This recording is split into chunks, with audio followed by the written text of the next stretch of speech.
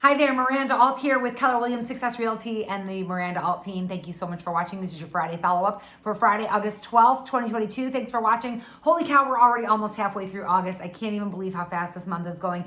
Kids around here went back to school yesterday for the high schoolers. Next week, the elementary kids head back to school. So we're heading into that fall selling season. So what's going on in the housing market right now? We had that spike in interest rates in June, and ever since then, they came down the beginning of July, came down a little bit throughout the month of July. They went up a little bit the month of August, but they're really not changing a whole lot. We're in the low fives for sure. It's nothing too crazy, and it's still historically low. Remember, the historical average for interest rates for your mortgage is going to be around 8%. We're still holding low fives, mid fives. Depending on your credit score, we've talked about this before, your interest rate is going to be largely determined by your debt to income ratio and your credit score. So a lot of those things are going to factor into where you fall in the spectrum of interest rates, but that's about where they are. They're really not doing anything too crazy. We expected that they might be up around the sevens by now, and they're just not doing that. We also got some reports out this week that showed that inflation is curtailing a little bit. The Feds spiked the prime rate last week, or was it even the week before that?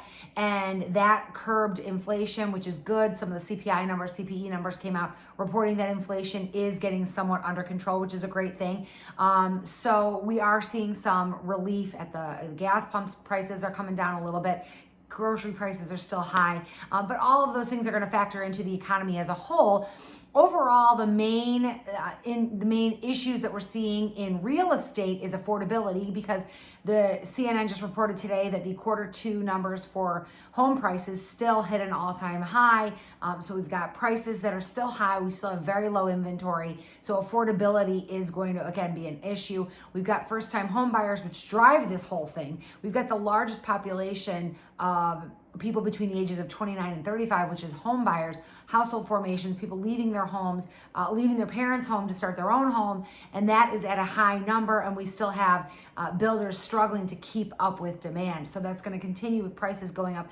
Although I will tell you from personal experience, out, boots on the ground, street, what are we seeing out on the streets, is that we are seeing market time increase. So buyers are having more to choose from. So when you go out to look at a home, in April, May, June, I would take a buyer out and we would have to look at onesies and twosies. We'd have to maybe go look at one house because it just hit the market today. You got to get out right away.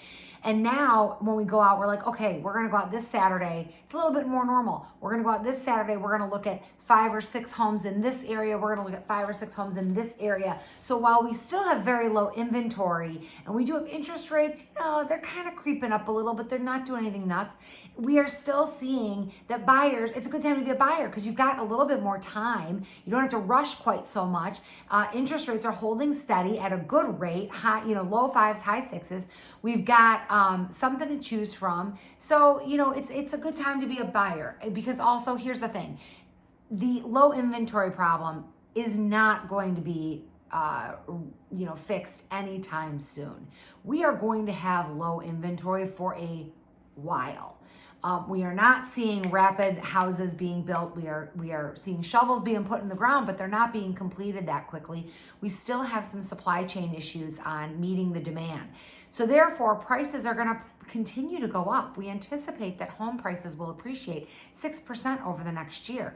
Normal appreciation is 3%. So we're still seeing prices going up more rapidly than a normal fair balanced market. So we're not hitting a fair balanced market anytime soon. We still have low inventory. We still have prices going up. We still have interest rates holding higher than they were last year. They're double than they were last year. But let's not compare things to last year. Last year was a wonky year. 2.5 interest rates should have never happened in the first place. So, to say that the interest rates are double what they were last year, well, no, duh, they had to be. So the housing market is very stable. One of the most asked questions on Google right now is there a housing bubble? Is it going to crash? And the statistics are just not supporting that we're going to have a crash. This is not a bubble. I know those of you who lived through 2008 have a really hard time believing that. But guys, the housing market is nothing like what it was in 2008. In 2008, we had very high supply, tons of homes for sale. We had about 13 months inventory. We have 1 month's inventory right now, okay? Hugely different situation there.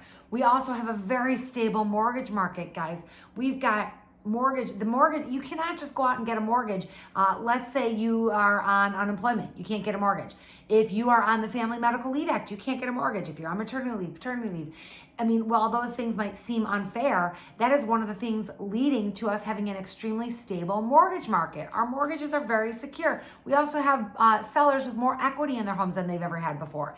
So we are in a very different place than we were in 2008. This is not a housing bubble. This is not going to crash. The prices are going up rapidly, which is why people are asking that. But these are very stable prices. We have seen a little bit of a correction in those skyrocketed prices from April, May, June. We're heading into a shift in the market, but is not shifting from a seller's market to a buyer's market. We are still going to be in a seller's market for a very long time. So it's a good time to be a seller. You're going to get a good price on your home. It might be on the market a little bit longer. We are definitely seeing market time increase. Market time is getting up near 30, 40, 50 days. I know I've got a house that's been on the market for 18 days and we're like, what's going on? Why is it selling? Well, because things are taking a little bit longer to sell. That's just normal. We're having lots of showings. People are coming through. Buyers are getting a little bit more demanding. They are wanting the home move-in ready. They are not wanting any projects. In April, you could put anything on the market and it would sell. It really wouldn't matter. Now we're not seeing that as much. So the housing market is still very, very strong. Real estate does well in an inflation. You need to just know that in an inflationary market, real estate does well. We are going to see homes continue to appreciate over the next several years. So it's a good time to buy. It's a good time to be a seller. It's a good time to upsize to your next house. So if you're thinking about doing any of those things, please give me a call. I'm Miranda Alt with the Keller Williams Success Realty. I'm at 815-529-0777, or you can email me, mirandaaltteam@gmail.com. I'm here to answer all of your questions. Have a great weekend. It looks like we're going to have some really nice weather. Get out there and enjoy it while you can, because winter's coming. We all know it. Have a great day. Bye.